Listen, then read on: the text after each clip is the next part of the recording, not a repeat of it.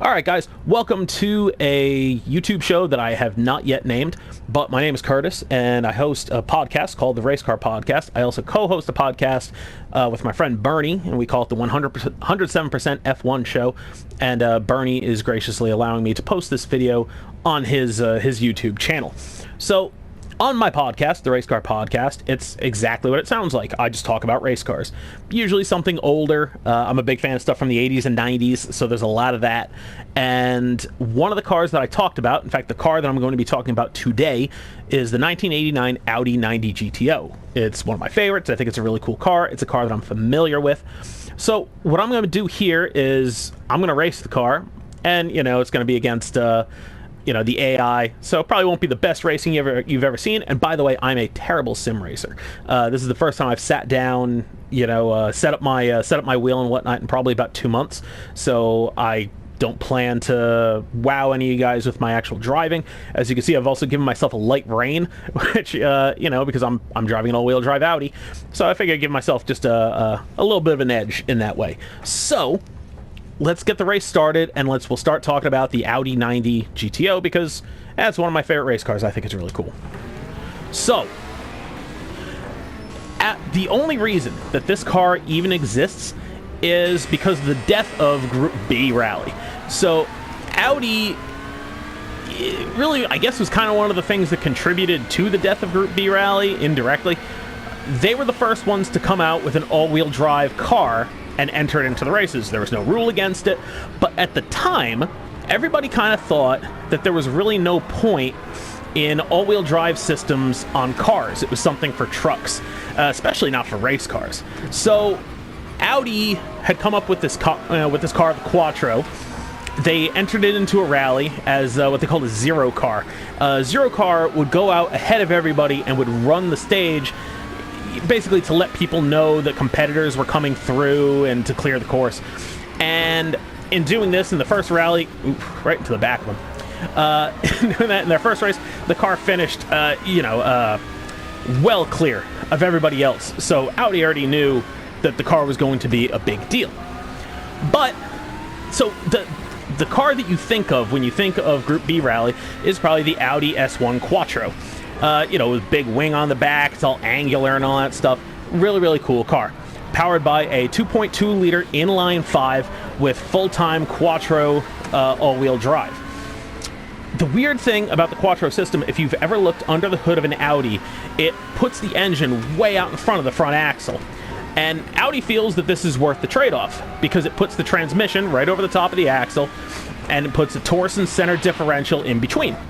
And so in the rally, in rally cars, yeah, man, it paid dividends because they're out there on dirt. So even though the car was kind of heavy and ungainly, it just dominated. Although not so much at the end of actually Group B. Audi really was not killing it at the end. I mean, they were good, but not great. So Group B dies, it goes away, and Audi has this platform and said, well, what can we do with it? All right, well, Audi was in the middle of what was called the Unintended acceleration debacle. And Audi had recently come to America, and Americans with our fat feet couldn't figure out that the pedals were closer together than they were in our Buicks and Oldsmobiles. And they said that the cars were accelerating by themselves, which never happened. In fact, 60 Minutes actually rigged up a car with like an air pressure system to put it in gear and make it drive away for a segment that they were doing. Really just tried to kill the brand. So Audi said, you know what, let's go racing in America. So they went to the Trans Am series, and the car that they used over there was the Audi 200. The one that we would know is the Audi 200 Trans Am. So that car is basically an Audi 200 with a Audi Quattro S1 drivetrain in it. It's a 2.2 liter inline 5 turbocharged, made, I don't know, 600-ish horsepower in that application. Plenty of balls. Audi decided, instead of going full factory, they did work with an American team, which is Group 44. Now, Group 44 was run by Bob Tullius, and they had actually just been spurned by Jaguar. They were running Jaguar GTP cars, the XJR5 and XJR6. I'm sorry, the XJR5. XJR5, XJR6 or 7, I forget. And Jaguar said thanks, but no thanks. Went over to TWR, Tom Walkinshaw Racing, and they built the XJR9. And that's the car that Jaguar, they ended up winning Le Mans with it, and 24 Hours of Daytona and all sorts of stuff. So Group 44 needed something to do. Audi needed somebody to run their teams. So Group 44 built these cars. They had them driven by Hans Stuck and Hurley Haywood, and they just dominated Trans Am. Because at the time, it was mostly just American iron. Big V8 rear-wheel drive. Kind of like what I'm sitting behind right now, this Mustang. So it would have been that sort of stuff, and just the Quattro all-wheel drive system. I mean, Hans Stuck came in, and it was actually Hurley Haywood that won the championship. He was more consistent, I guess, than Hans Stuck. But such was Audi's domination that at the end of the season, they were thrown out of Trans Am. They outlawed all-wheel drive. So there was, though, an even more popular form of sedan racing in America at the time, and that was IMSA GTO. And that allowed all-wheel drive. So it was also, by the way, a much more open format. The Audi 200 Trans Am, that was based on a factory Audi 200. It was a body in white with a cage and all that stuff, but it was underneath an actual Audi 200. The Gto Class Imsa, it wasn't trying to make anybody think that these cars are anything other than just prototype race cars.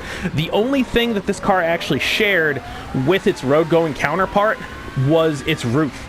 Because that was what the series mandated. You had to use your factory roof from your car. So Audi took the basic shape of the Audi 90 and they made it 23 inches wider, which I think was something like 40% of the whole width of the vehicle, where Audi just looked at it and said, no, this isn't nearly enough. Made the car 40% wider and filled all that with tires. The tires were like 14 inches wide or some ridiculous amount.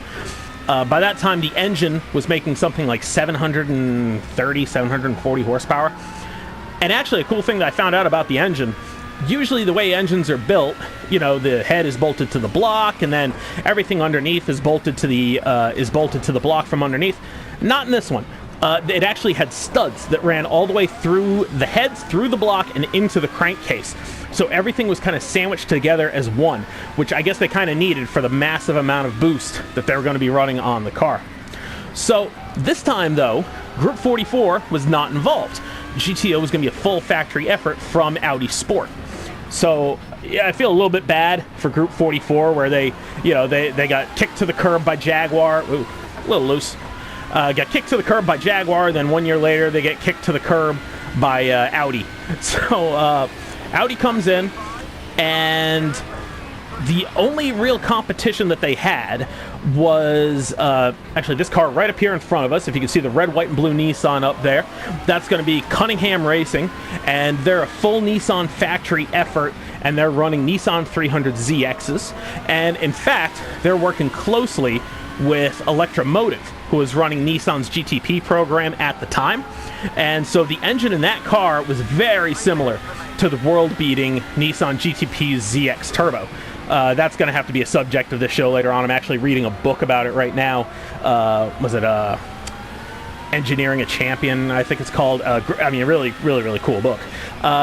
Beyond that, you also had Roush Racing, and they were there with Mercury Cougars, and they were actually sponsored by Stroh's Light Beer, which is great. Those cars were really, really good looking. They were dark blue with gold and red trim. Like I said, just great looking cars. But ultimately, neither of them would really prove to be a big problem for Audi. Of the races that they entered, Hans Stuck and Audi won something like 7 of the races. In fact, at one point, the Roush Cougars would have a sticker on the back of them of Hans J. Stuck's face encircled in red and crossed out because he was just winning all the races. Now, curiously, the races that Audi decided not to participate in were the endurance races, the 12 hours of Sebring and the 24 hours of Daytona, which, given that Audi eventually would make their bones in endurance racing, is kind of interesting. And so they really were only in the shorter races because the car was still kind of a brand new thing. I guess they didn't think that it would make it 24 hours, or they wanted to get the season under their belt first and then come back to it. So I don't know exactly what the thought process was, but Audi did not win any of the longer races.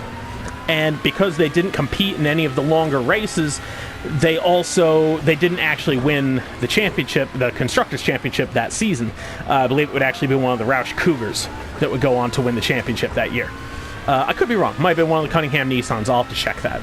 So, but Audi figured, well, we'll have next season, and then we can do that stuff. Yeah, not so fast.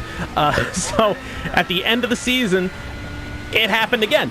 GTO basically just became a class for front engine, rear wheel drive. Just they didn't want to deal with, I think maybe just they didn't want to deal with like increasing technology, something like that. Like they didn't want it to become a big dollar thing. So at the end of the season, Audi had to go again. They had nowhere else to go. But they did win 7 races that year. I mean, it was a monumental success. And if they would have had the reliability in hand to go and to run those endurance events, they would have won the championship going away. But honestly, you can't feel all that badly for Audi. The next season, they just ended up taking Hans J. Stuck, going back to Germany and running and running DTM. So, third consecutive year with a brand new car.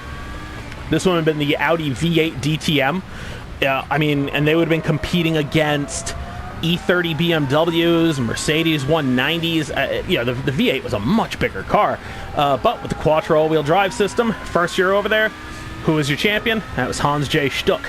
So, and Audi, they've gone on to great things since then. So it's not exactly as if getting thrown out of America was a terrible thing for them.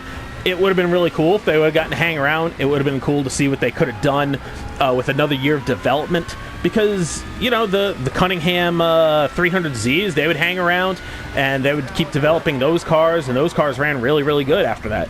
And, it's just kind of a bummer that back then there was kind of that attitude. Now, a lot of it was more the Wild West, but once they saw something like that, instead of, regulating it with, okay, you guys have to run narrower tires, or, you have to run less boost or something like that, they basically just wrote the rules in such a way that they threw them out. It's kind of a shame. The cars actually would have a second life. I think some of them ended up, where is it, in Brazil or South America or something like that. Just rebodied and all that stuff, but still just kind of ridiculous race cars. Well, there we go. Ended up pulling out a win the first race. That's pretty good. So, that is the Audi 90 GTO. It's a weird-looking, but really, really cool car. It's, in this game, in the wet, it's just, forget about it. But anyway, guys, so this is, I guess, what I'm going to be doing. I apologize for how rough this is going to be in the first show. Hopefully be better next time around. I think probably on the next one, maybe we'll do... I have one I want to do. I want to do the Porsche 962, and I want to take it to the Nürburgring, and I want to talk about the lap record over there, and we'll see what we can do with that. So, but if anybody watched this, thanks for watching. I'm going to come up with a name for this, and I'll post it. And tune in to check out the Racecar podcast, anywhere you can get your podcast, and check out 107% F1 show. Thanks, guys. Have a good one. Talk to you later.